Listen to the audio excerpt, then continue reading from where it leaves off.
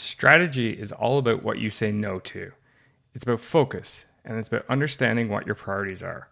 Every single decision you make should align with your priorities and move you closer to your goals. If it doesn't align or move you forward, it's not worth pursuing. These are the words of today's guest, Crista Grasso.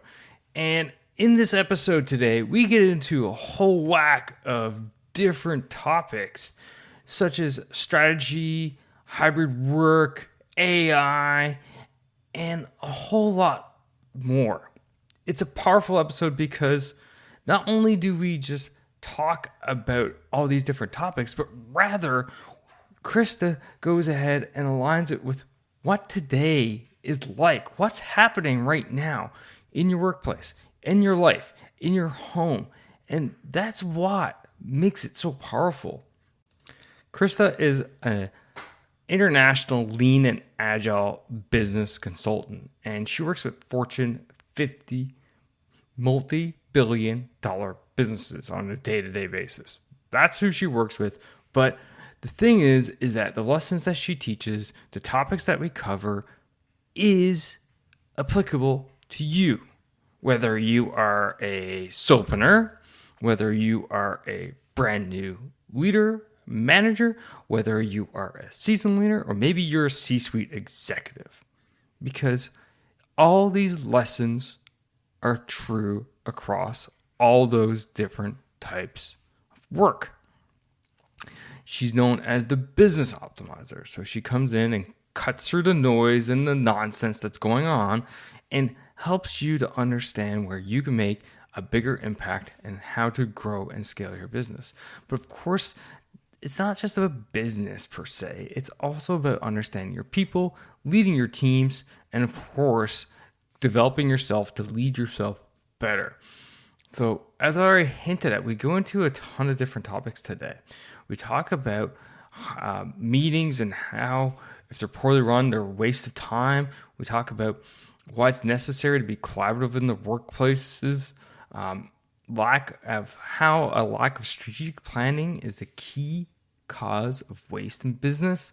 Talk about how to hire. We talk about how change can be an opportunity, and so much more. So as you're listening to this episode and you're like, yes, I want more, and you want to check out the podcast description, then just go to lead.boss.com/258. Well, you know what? That's enough to this intro. So why don't you kick back, relax, and let's do this. Let's hear what Crista has to say.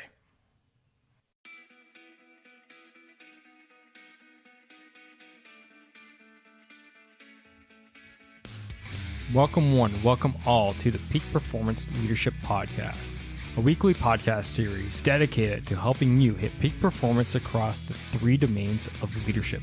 Those being leading yourself, leading your team, and leading your organization. This podcast couples my 20 years of military experience as a senior Canadian Army officer with world-class guests to bring you the most complete podcast on leadership going.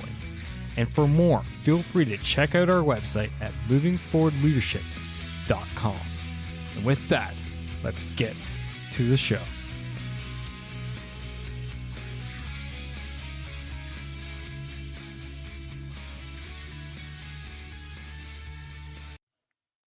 Chris, welcome to the show. It's so good to have you here. I'm so excited to be here today. Thanks so much for having me. Oh, thanks for coming. So today we're talking about taking back our time. And I'm going to premise this with my week this week. Do you want to know about my week this week? I'm going to tell you about my week this week, Crista. My week, recording, we are the week right after the Easter long weekend, which I get a 4-day weekend with, by the way. So Friday and Monday for me are holidays. Amazing. Like, by the way, any Canadian government who wants to institute 4-day weekends, I'm all in. So I have a 4-day week. Literally half my week is spent in meetings. I am spending half of my week in meetings with zero productivity coming out of me. I got a feeling you're going to talk something about this, are you not? Yes, and I am so sad to say that I bet there's a lot of other people who had a week like yours. Probably, right? Like, how do we go get away from this from your standpoint? Like, how can we stop this craziness of everyone needs to be in a meeting and you need to spend hours upon hours of your days in meetings throughout a week when everyone out there yet still expects results?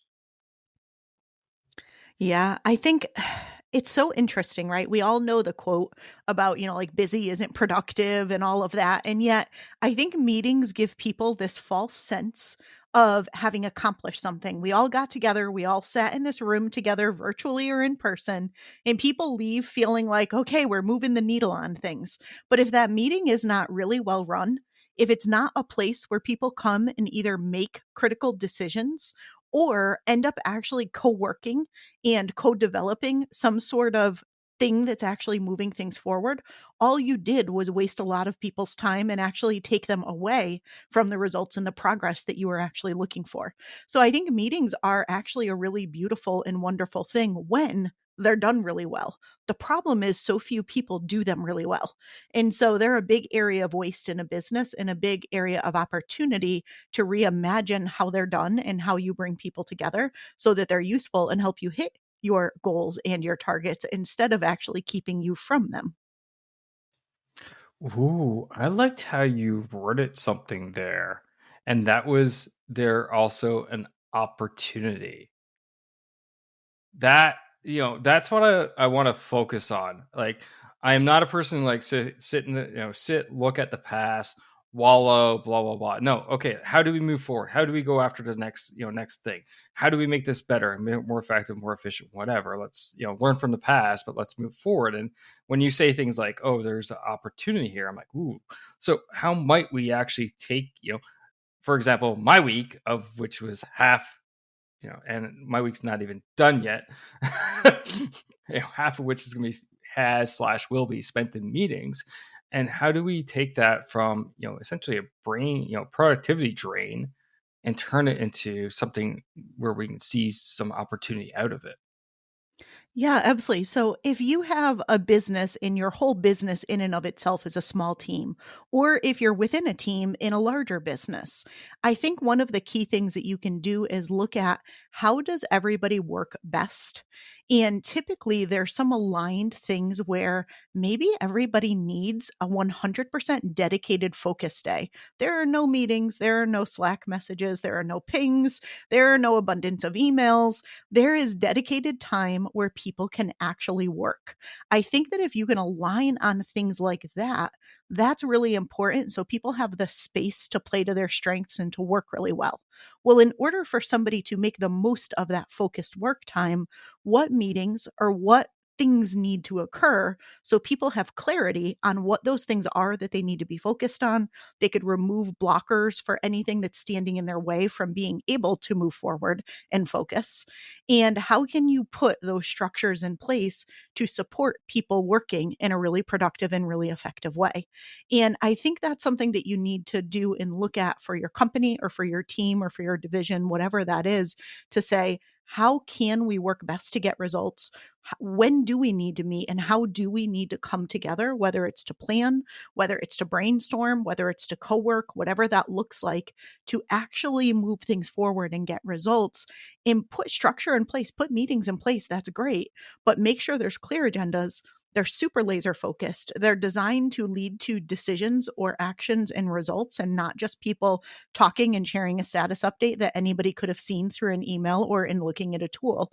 And I think if you do those things and you use those times together sparingly and give big blocks of time where people can actually focus and get things done, you will see productivity completely turn around in your business or in your week.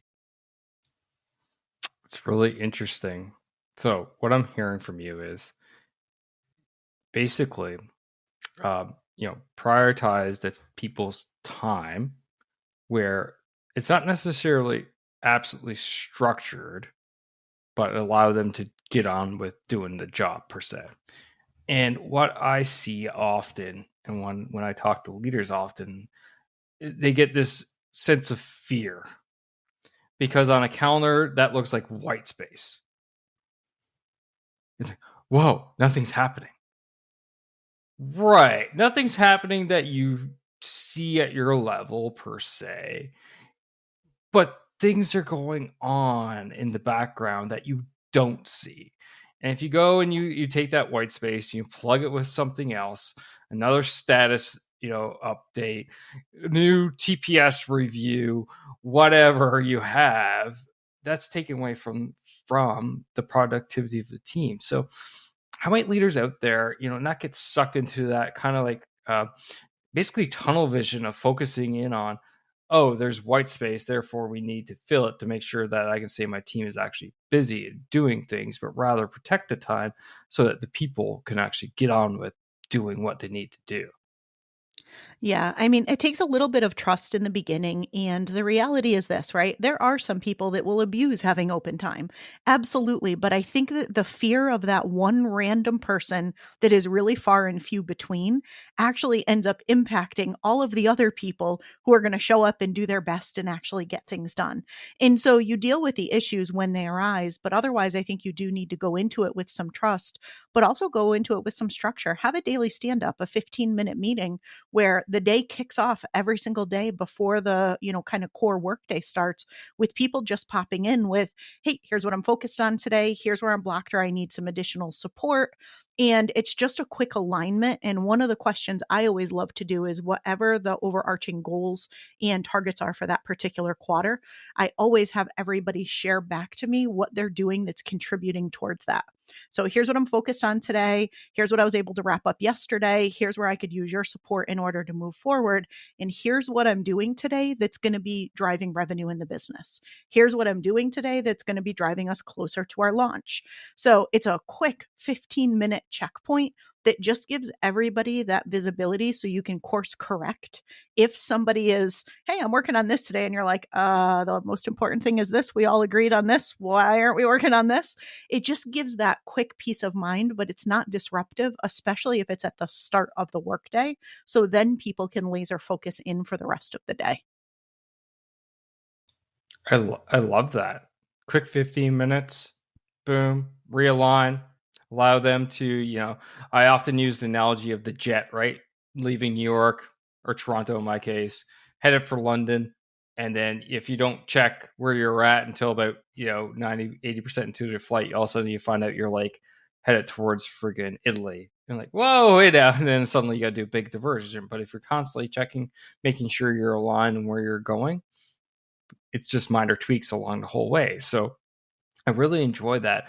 I also really enjoyed the mention of trust. I often say trust is the cornerstone leadership, and it has to go both ways.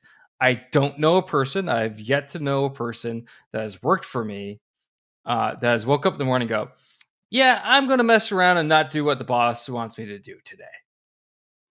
Right? Like people generally don't wake up and think that way. They do generally show up and like, hey, I'm gonna try my best and do my best. Now, are there sometimes people need a bit more motivation and then are people actually employed in the right place, whether it's their sphere of genius or anything? Totally different conversations. But the moral story is this: generally speaking, trust your people, because I don't know anybody who wants to show up and do a bad job. Now we're really, harping at meetings right now. I do enjoy the stand up. That's the stand up meeting. It actually pairs nicely with something I talk about often, and that's taking your first 30 minutes and talking to your team about non-work stuff. Now, obviously, that they don't kind of go perfectly together. You're talking about a 15-minute, okay, let's get a vector check. Let's make sure we're on the right page and stuff like this. But you can kind of do it very synced. So we've talked a lot about meetings. So what are some of the other productivity and time drains out there that are really still sucking the life out of us in this kind of old school mentality that's still lingering around? I'd love to hear some of your perspectives there. Yeah, absolutely. One of the things that I've identified in working with businesses of all different shapes and sizes and types over these past, oh gosh, almost 25 years now, is that there's 10 core areas of waste that I see in businesses a lot. And if you look at the root causes of those waste, they typically come down to a few key things. And one of those things is either lack of strategic planning or lack of a really effective planning practice. And that planning looks different depending on the size of your company, the number of teams you have. But there's a whole technique that I developed that I call lean strategic planning, which is a lightweight approach that's beyond personal productivity, but that's not so overburdened and overly complex. It's a lean way to approach planning where I think one of the things that keeps people from making the progress that people want. One of the times when leaders say, I don't even know what they're doing, or what is it that they actually do all day? It's like when you have those types of things, it's usually because there's not enough clarity on what you're supposed to be focused on. And to your point, sure, every now and then there's somebody who maybe just isn't, in a really good place in the role and it's not a good fit and they need to move on. But most people genuinely do show up wanting to do a good job. Do they have the clarity around what they need to do?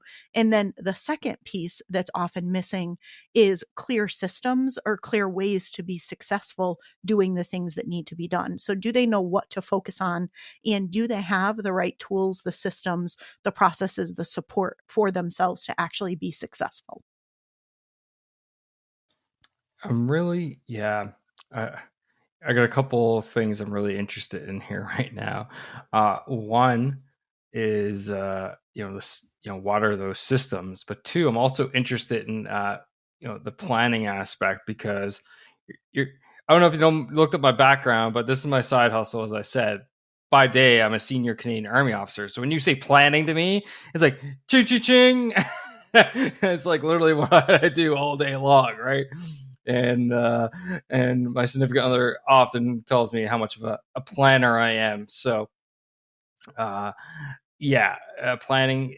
I'd love to hear your thoughts personally about planning and how we might go about planning in this day and age so that it is effective, so it is efficient, lean in your context, but at the same time gets the outcomes that we're after. Yeah, I mean, I think the outcomes that we're after is the most important and distinctive piece of that sentence because so often people just plan or they avoid planning, but they don't ground their activities or their planning in the outcomes that they actually want. So I think a good plan is a plan that starts with the end in mind and reverse engineers your results. So what is it that you're planning? It's not about planning for planning's sake. It's about having clarity on what the overarching vision is, what your strategic objectives are, what your specific goals or revenue targets are, whatever that core focus area is that you want your entire team or your entire business aligned around. Do you have clarity on what that is? Great. Then how are you going to get there? There's a lot of different ways you can get there. Without a clear plan, I guarantee you're going to spend a whole lot of time on things that are never going to get you there.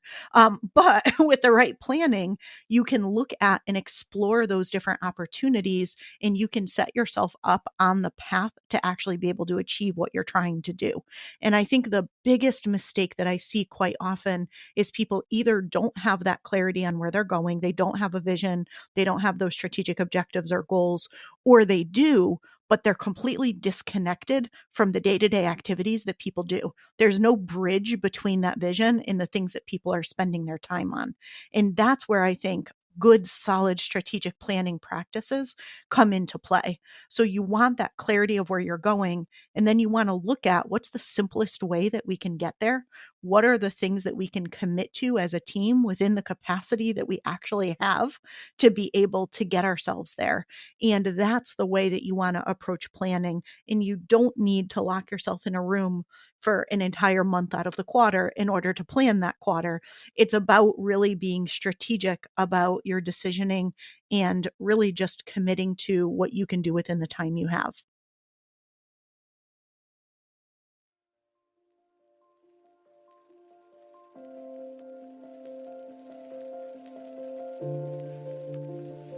Do you ever feel alone, lost, or you're just not good enough as a leader?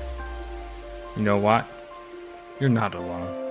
Many of us struggle with those feelings, especially when we're new to leadership or facing new challenges in our roles.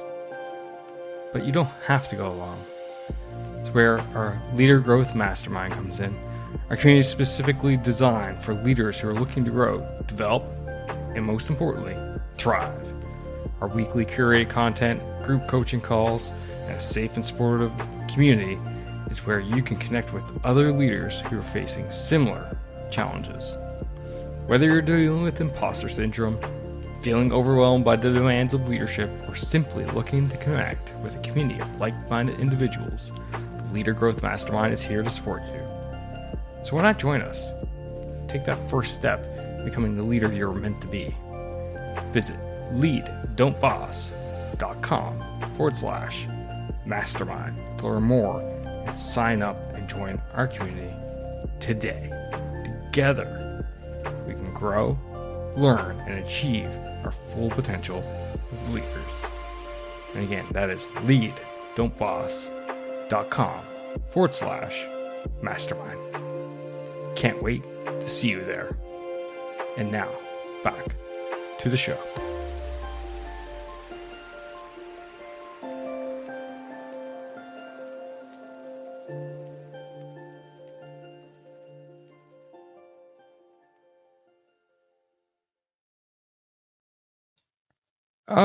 Did you serve in the military by chance?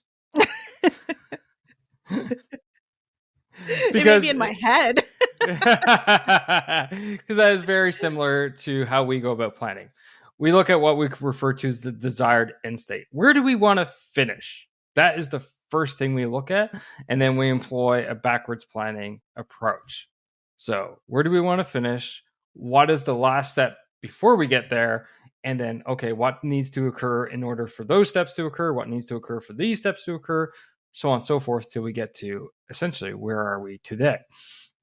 So that's very, obviously very overview, but it makes so much sense. And I was like, all right, feels good to me, because I always find is like, all right, let's go in, let's, plan the quarter. And if you look at it from the beginning, you just go on these weird tangents. You end up in weird tangents, and suddenly there isn't necessarily any guidance and direction per se, right? Because everyone's looking at it from their lens, but they're not looking at it from their lens per se of where we are going. What is that desired end state? If you don't work your way backwards, they're just kind of looking at it from their lens and trying to move forward. And all of a sudden you find a lot of team members end up splintering off, and then it takes a lot more work to get them, back together. So absolutely love it. Moving along, productivity, lean, basically having a lean workforce. A lot of people are saying right now, virtual workplace is a lot of people either say it's efficient or it's ineffective. And there's kind of like these two camps. They're fighting. You got the older generation like, oh, face to face is the only way to go, and then you got the younger people going like, no, I want to work from home, and at my computer I can Teams call or Zoom call anyone, and it's fine. I generally stand in the middle, kind of like, face to face gets some things done better, but you know what? Like, for example, tomorrow I'm working from home because I'm going to be able to crank out so much stuff tomorrow, because I'm not going to have people coming up to my door going, got a second? Got a second? Got a second? And then of effectively ineffective chit chat, right? So where do you stand on how might we, effectively employ this new reality? To me, it's here. It's not going away. Hybrid work is here. It's not going away. So how do we effectively employ it so we get the maximum productivity of our teams out of it? Yeah, I think it really comes down to what fits the role and making sure that you're hiring people that can be successful within whatever the conditions are that they're being asked to work in. And so, what I mean by that is obviously there are certain jobs that are just in person jobs, like you physically have to touch it and do it in person, or you can't. But for a job that can be done remotely, which the reality is, most of us have jobs that can be done remotely. And so, if you know that you have a job that can be done remotely and you'd like to explore having the teams work purely remotely, then you have to make sure that you're hiring people that are wired to work well in that environment, because some people gravitate more towards in person. So I think you need to make sure that you're putting the right people in the roles to align with what's needed for success. Some people are wired to really be that person who can knock on somebody's office door and pop in, and they're more of an in person collaborator, whereas other people can be highly productive and highly focused and not distracted. They're actually better and less distracted when they're working remotely. So I think you have to look at what fits the culture of your company, what fits the needs of the job, and then make sure that you're aligning and bringing in and hiring for the right people who can be successful within those conditions. But one thing that I do in my company, and I really, really love this, and this works well, I love in person. But I also love being able to have a global and remote team, right? I have people all over the US. I have people in the Philippines. We're very spread out. But what I do is we all come together in person at least twice a year to do our planning and to bond as a team. And then the rest of the time, we work remotely. So if you do have a remote workforce, a remote team structure, I think if you can have key points in time where people come together, even if everything can be done remotely, I just think it strengthens the team dynamic and it strengthens everyone's alignment and buy in to the vision and where you're trying to take things. Yeah, I definitely agree with that. These team building activities definitely work a lot better in person, right? You get to really know the people. But at the same breath, like I know people, I am fully friends with people I've never met. If that makes it, I'm sure you understand what I mean. I have never met Mhm. them in person, but you know what? They called me up and said, "Hey, I need you to do this for me." I'm like, "Yeah, done. Consider it done." Like, I trust them. We're closer. I'm closer to them than some people I see literally every single day. And so to me that says yes, those relations can be built in the virtual world and stuff. But at the same time, if you're able to make those in-person meetups happen, then it definitely behooves you to do so, just to bring that camaraderie even to the next level. Because there is no, I shouldn't say there is no substitute for in person, but at the same time, it really is hard to do team building activities virtually. I haven't seen anyone crack that nut yet. I assume the person who does crack it will become a wealthy person once they launch their platform or whatever have you, to be able to do that. That actually really brings teams together. But at the same time, like I like to, um, try to mimic as much as possible the real world with the virtual world. So like I remember when COVID was in its height, like we would like have virtual drink nights and you get and get some friends together or whatever, coffee time with the team, stuff like this, right? So there are ways to go ahead and build it. But one of the things that really I liked what you were saying there is, basically getting the right people, making sure that you have the right people, put in the right job into the right place, right? Making sure that they're employed properly. I really enjoyed that. So, no, that's a lot of great advice out there for leaders. Uh, Moving forward now, I'd like for you to think, what's coming up and what's coming down the pipe. What's going to be that next thing that really leaders need to kind of keep an eye out for, and how might they kind of take advantage, seize the opportunities we talked about earlier in moving forward. So I'd like to hear your thoughts there. Oh gosh, I think, there's no conversation that does not bring up AI. So I will bring it up in this one. And not that I am an expert on the topic by any stretch of the imagination, but I think the reality is anytime everyone is talking about something and anytime something that can so fundamentally shift our future, it's something that leaders need to be aware of. They need to be able to speak to because their people who are working for them are probably sitting there and thinking, is my job going to go away? Are things going to change? Is AI going to do this? What's going to happen with this? And I think people right now are in different places. There's some people who are super excited about it. I personally am excited about it. I know there's some people who are downright terrified of it. And there's other people in the middle that are curious, cautiously curious, but wondering what is the impact going to be for them. So I think as leaders, it's our role to really just understand it, understand how it may affect what we do within our business, understand how it may affect our teams and any maybe things that might be lingering, or even if they're, pretty solid, they might be hearing the naysayers being like, what about your job? Pretty soon computers are going to be doing everything. And like, the way that the conversations go. So I just think that we need to be sensitive to and aware of that so that we can best support our teams and really be able to answer their questions or head off some of their worries that may be completely unnecessary, or may actually be something that may shift in their role depending on how things evolve over time. Yeah, AI is definitely the hot topic, especially your chat PT. I always get that mixed up. Just because I'm a car guy and there's a model of a car that's GTP.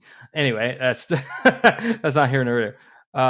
But it definitely is the hot topic, and I use AI now for this business. A lot of my work that definitely I had people helping me with. I no longer need them help because it does it so much quicker, easier, faster, better to be honest, than people were doing it for me. So it definitely is the hot topic. What I say to people when we get in these kind of spirals is, every time some kind of new technology shows up, it causes, yes, it may take away an occupation. It might literally wipe out an occupation, right? But at the same time, it creates others and other opportunities spur out of that. And I think this is, as leaders, for the leaders listening there, you kind of have to look at that and like, okay, AI is here. How might we incorporate it? How might we bring this into the fold? How might we use this so that it is, a part of our process, but it doesn't have to take over, but it can augment, it can streamline, it can make us more efficient so that, we actually do the work better, quicker, easier. It doesn't have to mean, job cuts, in my point of view. Yeah, I think it's anytime there's a change, it's always an opportunity. And there's those that take advantage of the opportunity and look for the opportunity in the situation. And then there's those who fall into more of the woe is me kind of, this is going to ruin my life kind of mentality, right? And so I think sometimes times like this also really help you to see the people that you have on your teams and the people that are around you.